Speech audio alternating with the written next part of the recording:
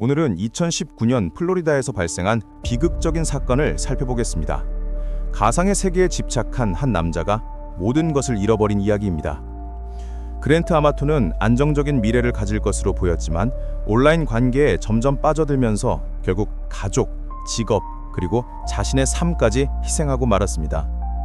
인터넷 속 여성들의 유혹은 그를 현실과 가상의 경계가 희미해지는 어두운 소용돌이로 끌어들였고 결국 예측할 수 없는 비극적인 결말로 이어졌습니다. 아마토 가족은 플로리다에 거주하고 있었습니다. 어머니 마거렛은 의료 서비스 회사에서 고객 운영이사로 일했고 아버지 체드는 미국 최대의 약국 체인인 CVS 파마시에서 임상약사로 근무했습니다. 그들에겐 3명의 아들이 있었습니다. 제이슨, 코디, 그리고 그랜트. 장남 제이슨은 3살 때 체드가 입양한 후 마거렛과 결혼하면서 아마토 가족의 일원이 되었습니다. 이후 마거렛과 체드는 2 아들을 더 낳았습니다.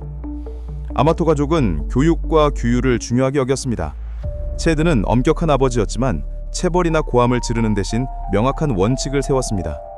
아이들이 규칙을 어기면 성인이 된 후 스스로 독립해야 했습니다. 제이슨은 19세에 집을 떠나 가정을 꾸렸지만 부모님과 동생들과의 관계를 계속 유지했습니다. 코디와 그랜트는 1살 터웅이로 어릴 때부터 서로를 뗄래야 뗄 수 없는 사이였습니다. 함께 성장하며 기쁨과 슬픔을 나누고 같은 고등학교를 다녔으며 역도팀에 참여하고 게임을 하면서 e스포츠 세계에 빠져들었습니다.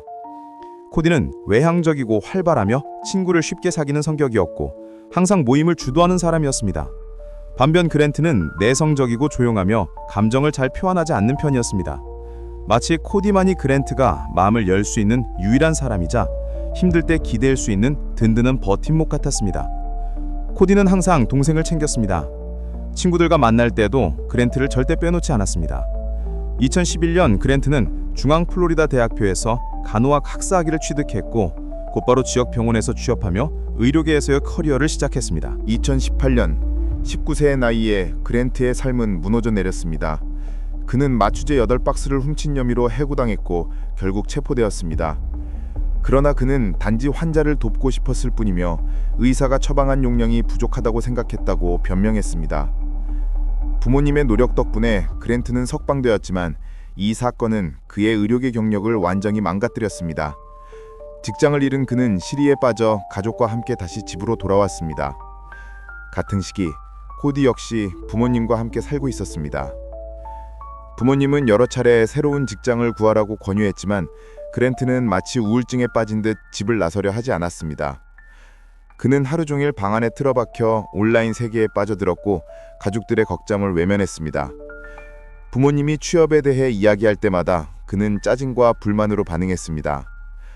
돈이 필요할 때 처음에는 부모님께 부탁했지만 거절당하자 코디에게 의지하기 시작했습니다. 코디는 동생을 깊이 아꼈기에 항상 기꺼이 도와주었습니다.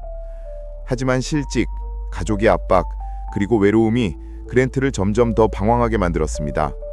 그는 위로를 찾기 위해 점점 더 가상세계에 몰입하게 되었고 온라인 공간은 그에게 일시적인 안식을 제공하는 듯 했습니다.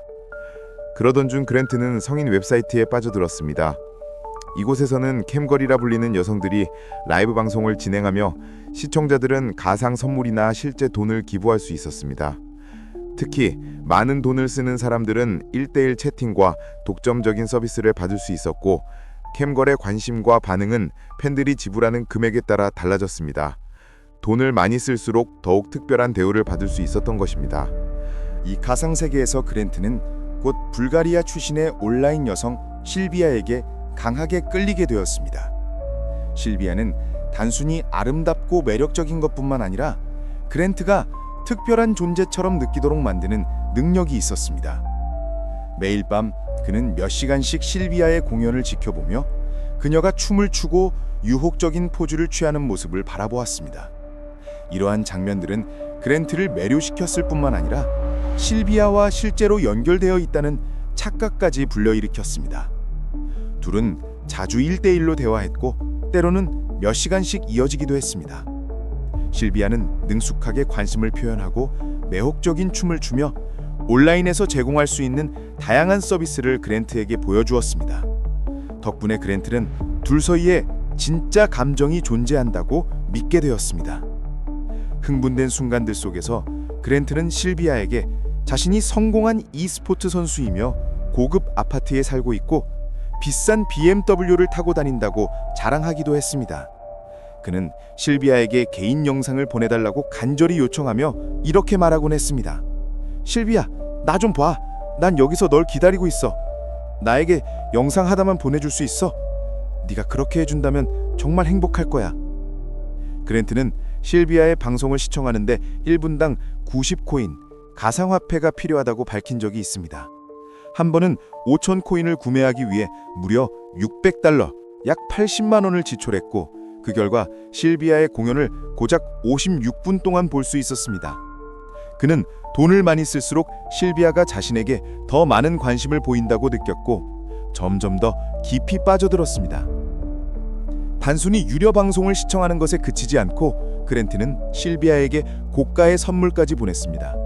성인용 장난감이나 섹시한 란제리 같은 물건들이었으며 실비아는 이 선물들을 착용한 채 공연을 하며 그랜트의 기대에 부응했습니다.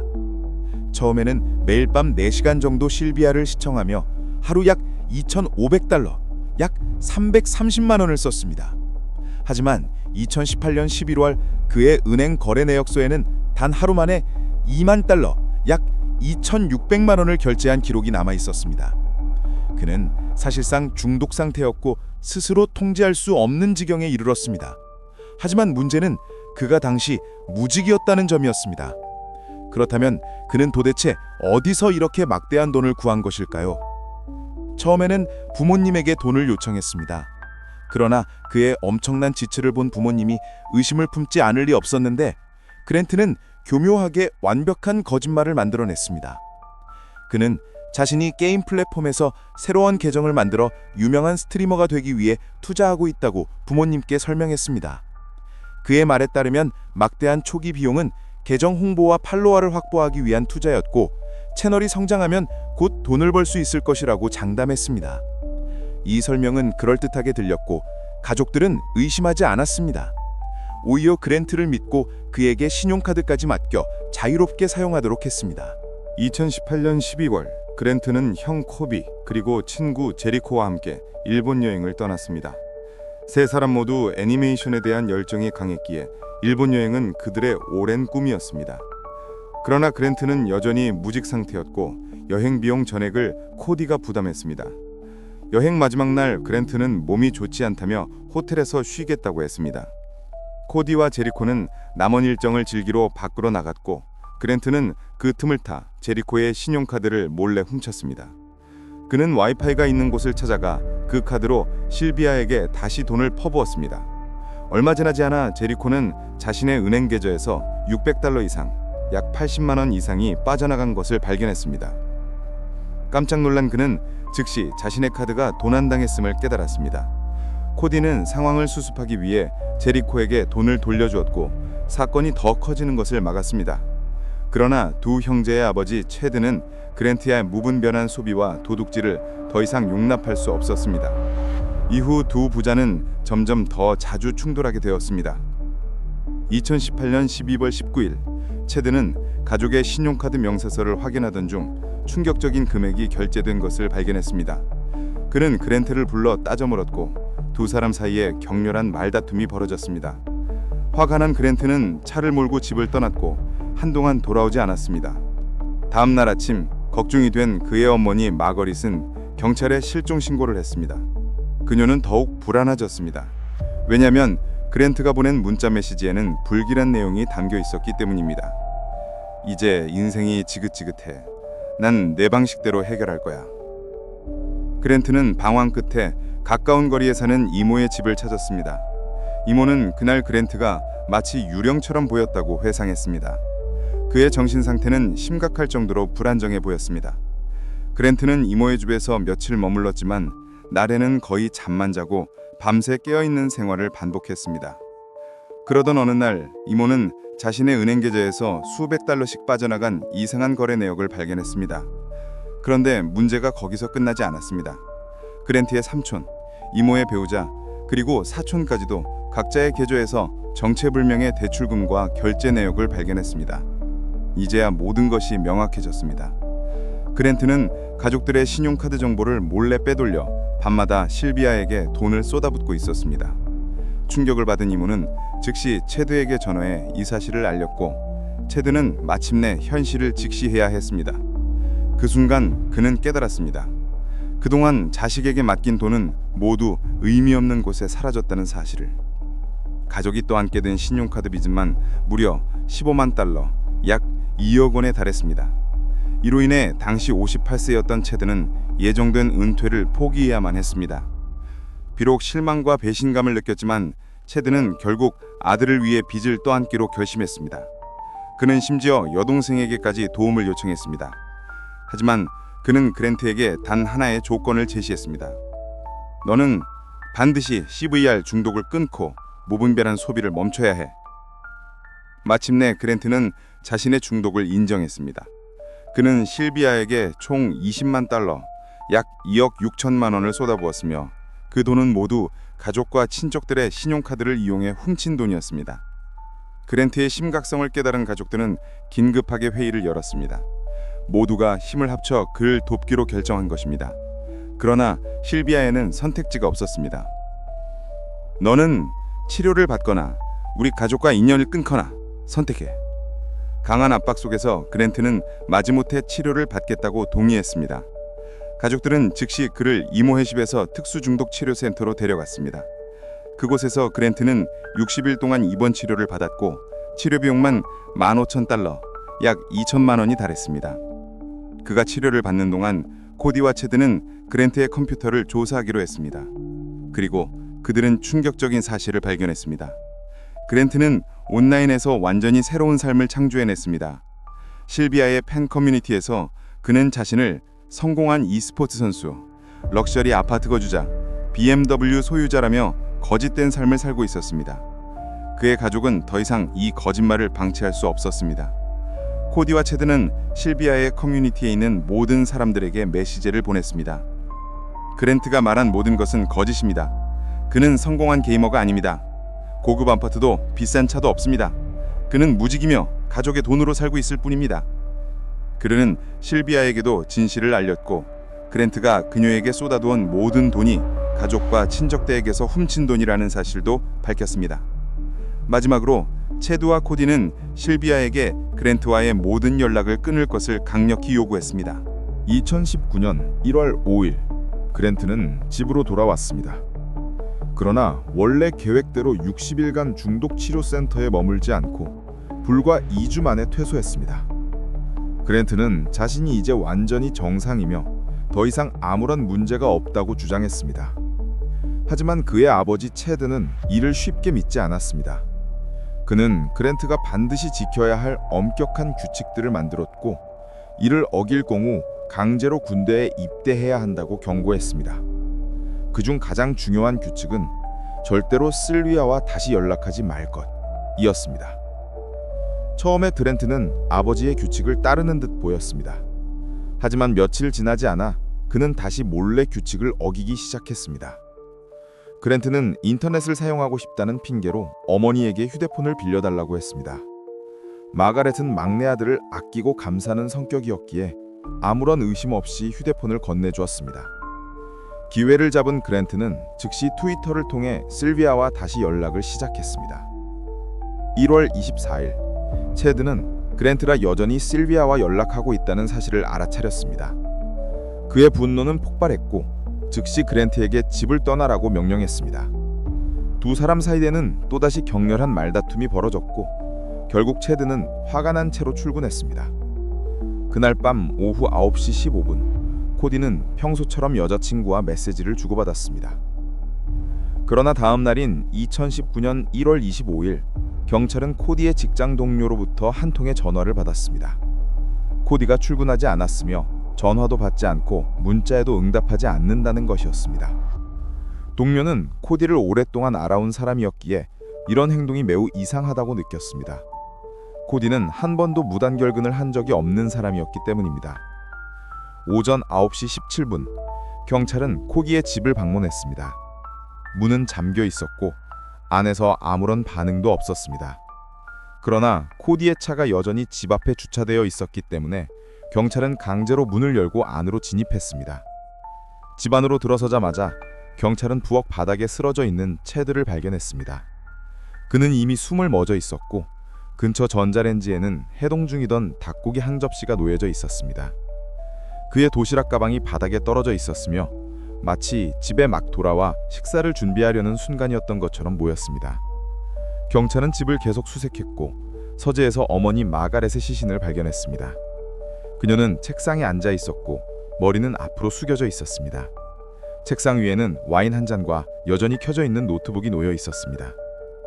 이어 경찰은 코디의 시신을 차고문 근처에서 발견했습니다. 그는 여전히 근무복을 입고 있었으며 옆에 배낭이 놓여 있었습니다. 그리고 약 1.5m 떨어진 곳에 주자루의 총이 있었습니다. 바닥에는 4개의 탄피가 흩어져 있었지만 이상한 점이 있었습니다. 그 총들은 실제 범행에 사용된 무기가 아니었습니다.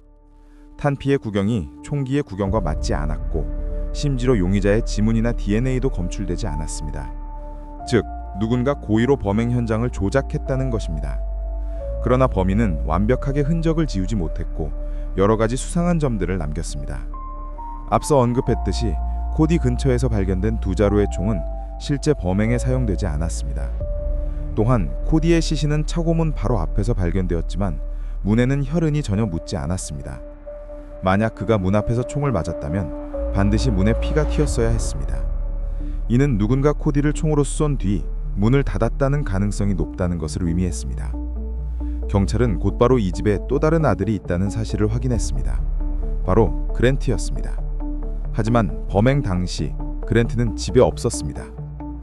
다음 날 수사팀은 그랜트의 행적을 추적한 끝에 그의 차가 플로리다 캠프 카운티의 한 호텔 주차장에서 발견되었습니다. 경찰은 즉시 호텔로 가서 그랜트를 체포했습니다. 우리는 당신이 무기를 소지하고 있는지 확인해야 합니다. 가만히 서서 이름을 말하세요. 제 이름은 그랜트 아마토입니다. 그날 그랜트는 7시간 넘게 신문을 받았습니다. 처음에는 그는 돈을 훔친 일, 실비아와의 관계, 그리고 아버지와의 다툼에 대해서만 이야기했습니다. 그는 사건의 전개를 매우 상세하게 설명했습니다. 그랜트의 진술에 따르면 1월 24일 밤 코디가 집으로 돌아와 가족이 이미 실비아에 대해 모든 것을 알고 있으며 당장 집을 나가야 한다고 통보했습니다. 그랜트는 짐을 챙겨 곧바로 떠났다고 주장했습니다. 그가 떠나기 전 코디는 이렇게 말했습니다. 부모님은 내가 알아서 할 테니까 신경 쓰지 마. 그랜트는 경찰에게 자신이 떠날 때 가족들은 모두 살아 있었고 아무런 이상이 없었다고 강조했습니다. 그의 말투에는 마치 사건의 책임이 코디에게 있다는 뉘앙스가 담겨 있었습니다. 코디가 모든 걸 해결할 거예요. 그랜트는 이렇게 말했습니다. 신문 내내 그랜트는 아무것도 몰랐으며 떠날 때까지 모든 것이 정상적이었다고 주장했습니다. 하지만 경찰이 그의 진술을 검토하던 중 여러 가지 모순점이 발견되었습니다. 처음에 그랜트는 자신이 밤 9시 30분에 집을 떠났다고 했습니다. 이때 코디는 아직 집에 돌아오지 않은 상태였습니다. 그러나 이후 그랜트는 말을 바꿔 새벽 2시 반에 떠났다고 진술했습니다. 그 시각에는 코디가 이미 집에 도착해 있었습니다. 그랜트는 자신이 그날 밤 한 주차장에서 밤 안에서 밤을 지냈으며 다음날 아침에는 면접을 보러 갔다고 했습니다. 그랜트의 형인 제이슨은 가족 중 유일한 생존자였습니다. 사건 소식을 듣고 경찰은 제이슨과 그랜트의 면회를 주선했습니다. 제이슨이 신문실로 들어오자 그는 조용히 다가가 그랜트를 꼭 끌어안았습니다. 그리고 간절한 목소리로 말했습니다. 만약 네가 한 일이라면 이제라도 인정해. 나는 정말 너를 믿고 싶어. 그랜트. 하지만 살아남은 건 너뿐이야. 그리고 지난 6개월 동안 무슨 일이 있었는지 나는 다 알고 있어. 제이슨은 잠시 말을 멈추더니 다시 간절한 눈빛으로 말했다. 네가 겪어온 고통을 이해해. 하지만 내가 믿을 수 없는 건 네가 정말 그런 일을 저질렀다는 사실이야. 만약 네가 아니라면 그럼 도대체 누가 한 거지? 우리가 범인을 찾으려면 네가 먼저 진실을 말해야 해. 그랜트는 침묵을 지켰다. 제이슨은 목소리를 가다듬고 다시 말을 이었습니다. 나는 누구보다도 널 사랑해, 그랜트. 코디와 부모님을 사랑하는 것처럼 말이야. 우리 가족은 널 버린 적이 없어. 네가 저질렀던 실수들, 네 삶의 어두운 순간들, 그 모든 순간에 부모님과 코디가 함께 있었어. 널 지지하고 네 편이 되어줬어. 그런데 이제 나는 네가 그들을 죽였다는 의심 속에서 살아가야 해. 도대체 무슨 일이 있었던 거야? 나는 그날 밤 우리 가족에게 무슨 일이 있었는지 알고 싶어. 그 순간 내가 거기 있지 못했던 게 너무 괴로워. 1월 26일 경찰은 그랜트를 증거 불충분으로 석방했습니다. 그는 명백한 동기를 가지고 있었고 모든 정황이 그를 범인으로 지목하고 있었지만 결정적인 물증이 부족했습니다. 그러나 이틀 후인 1월 28일 경찰은 그랜트를 다시 체포했습니다. 이번에는 1등 살인 혐의 3건으로 정식 기소되었습니다. 체포 당시 그랜트는 장갑 한 켤레, 신용카드, 그리고 예금 통장을 소지하고 있었습니다. 경찰이 이를 조사한 결과 장갑에서는 화약 잔여물이 검출되었습니다. 그랜트는 경찰에게 자신은 평소에도 사격할 때 장갑을 끼곤 했다고 변명했지만 그의 가족과 친구들은 그랜트가 사격장에서 장갑을 낀 걸 본 적이 없다고 증언했습니다. 게다가 그의 소지품 중 신용카드는 아버지 체드의 것이었고 예금 통장은 코디의 것이었습니다. 또한 그랜트는 여권까지 지니고 있었는데 경찰은 그가 불가리아로 도망쳐 실비아를 만나려 했을 가능성을 의심했습니다. 경찰이 발견한 또 다른 증거는 그랜트가 가지고 있던 편지였습니다. 겉으로 보기에는 코디가 작성한 유서처럼 보였으며 편지 내용은 사건에 대한 사과였습니다. 하지만 정밀 감식 결과 경찰은 그 편지가 그랜트가 직접 조작한 것임을 밝혀냈습니다. 그는 코디의 유서를 조작함으로써 자신의 혐의를 코디에게 떠넘기려 했던 것입니다. 2019년 7월 그랜트의 재판이 공식적으로 시작되었습니다. 경찰은 사건의 전개를 재구성했습니다. 그랜트의 어머니인 마거렛의 컴퓨터 데이터에 따르면 마지막 활동이 오후 4시 44분에 이루어졌으며 이 시간이 사건이 시작된 시점일 가능성이 있습니다. 약 오후 5시 30분 체드가 집에 돌아와 부엌으로 들어갔습니다. 그랜트는 조용히 그를 따라갔습니다. 10시쯤 코디가 집으로 돌아와 차고에서 들어왔습니다. 이때 그랜트는 여전히 집 안에 있었으며 사건의 흔적을 지우기 위해 현장을 청소하고 재정리하는 중이었을 가능성이 있습니다. 모든 정리가 끝난 후 그랜트는 아버지 체드의 지문을 사용해 휴대폰 잠금을 풀고 그의 은행 계좌에 로그인하여 모든 금액을 자신의 계좌로 이체했습니다. 경찰은 휴대폰에서 지문이 닦여진 흔적을 발견했으며 이는 조작 흔적을 지우기 위한 시도였을 가능성이 큽니다. 다음날 새벽 그랜트는 집을 떠나 주차장으로 갔습니다. 이곳에서 그는 코디의 휴대폰을 사용해 CVR을 확인하고 형해카드로 $600 이상을 소비했습니다. 이때 시각은 새벽 3시였습니다. 8시간에 걸친 재판 끝에 배심원단은 그랜트가 3건의 1급 살인죄를 저질렀다고 판결하고 무기징역을 선고했습니다. 재판 내내 그랜트는 어떤 감정도 보이지 않았으며 그의 눈빛은 공허하고 냉담했으며 전혀 살아있는 사람처럼 보이지 않았습니다. 그럼에도 불구하고 그랜트는 여전히 자신은 무죄라고 주장합니다. 일부 언론은 그의 사건에 대해 다큐멘터리를 제작하려 했지만 그랜트는 이를 거부했습니다. 그는 언론이 자신의 법적 비용을 지원하고 자신을 자유롭게 해준다면 그때 협력할 것이라고 선언했습니다. 수감 중 인터뷰에서 그랜트는 실비아에 대해 집착하는 표정으로 이야기했습니다. 그는 첫눈에 그녀를 사랑했다고 고백하며 사건 이틀 전 실비아에게 보낸 사과의 편지에 대해 이야기했습니다. 편지에서 그랜트는 자신의 거짓말을 사과하며 자신이 과시했던 성공과는 달리 여전히 부모님과 함께 살고 있음을 고백했습니다. 그는 모든 거짓말이 실비아의 관심을 끌기 위한 것이었다고 밝혔습니다. 하지만 그랜트는 자신이 가족의 돈을 훔친 사실이나 친구들과의 관계에 대해서는 언급하지 않았습니다. 그는 오직 실비아에게 신뢰를 상처 입힌 것에 대해 사과하며 실비아가 나를 용서해주고 두 번째 기회를 준다면 좋겠다고 적었습니다. 이 편지는 8페이지에 달하며 대부분은 실비아에 대한 사과와 사랑을 표현한 내용이었습니다. 편지 마지막에는 너는 내 전부다. 나는 평생을 너에게 헌신할 것이다 라고 적혔습니다. 이전에 언급했던 사건들 대부분은 엄격한 교육을 받은 가정이나 학업 압박 또는 폭력과 갈등으로 인해 붕괴된 가족관계를 다뤘습니다. 그러나 이번 사건은 예외입니다. 아마토 가정은 매우 사랑이 넘치고 단합된 가정이었습니다. 막내 아들인 그랜트가 위기에 처했을 때 가족은 망설이지 않고 그를 도왔습니다. 이런 따뜻하고 단합된 가정에서 어떻게 자기중심적이고 약한 사람, 자신을 해칠 정도로 어리석은 사람이 나올 수 있었을까요? 우리는 법은 가족이 가장 든든한 버팀목이자 무조건적인 아랑과 보호를 제공한다고 믿습니다. 그런데 아마토 가정의 이야기는 우리에게 다른 시각을 제공합니다. 이 가족은 항상 그랜트를 지지하고 보호하며 그가 저지른 실수를 극복하도록 도왔습니다. 그러나 바로 그 보호가 그를 잘못된 길로 인도한 것이 아닐까요? 그랜트는 병원에서 마취제를 훔쳤고 가족은 그를 책임지게 하기보다는 덮으려 했습니다. 그는 가족과 친구들의 돈을 훔쳤지만 가족은 그가 정면으로 마주하게 하지 않고 도와주었습니다. 그들은 그랜트가 인터넷 사용에 문제가 있음을 알면서도 휴대폰을 아무 조건 없이 그에게 주었습니다. 이러한 행동은 마치 미성숙한 아이를 응석바지처럼 대하는 것과 같았습니다. 그러나 문제는 그랜트가 이미 30세였다는 점입니다. 아마도 지나치게 보호된 환경이 그에게 자신의 잘못에 대한 책임감을 느끼지 못하게 만들었고 모든 문제가 해결될 것이라는 착각을 키운 것 같습니다. 가족의 무조건적인 지원이 그랜트를 도덕적 경계를 넘게 만들고 결국 이런 비극적인 결말을 초래한 것은 아닐까요? 그리고 부모나 가족의 입장에서 보면 그들의 모든 행동은 사랑에서 비롯된 것이었습니다. 자녀나 친척이 어려움에 처했을 때 우리는 그들을 보호하고 싶고 나쁜 결과를 막고 싶어 합니다. 하지만 때로는 과도한 보호가 역효과를 불러올 수 있습니다. 이를 통해 자신의 행동에 대한 책임감을 느끼지 못하게 될 수도 있기 때문입니다.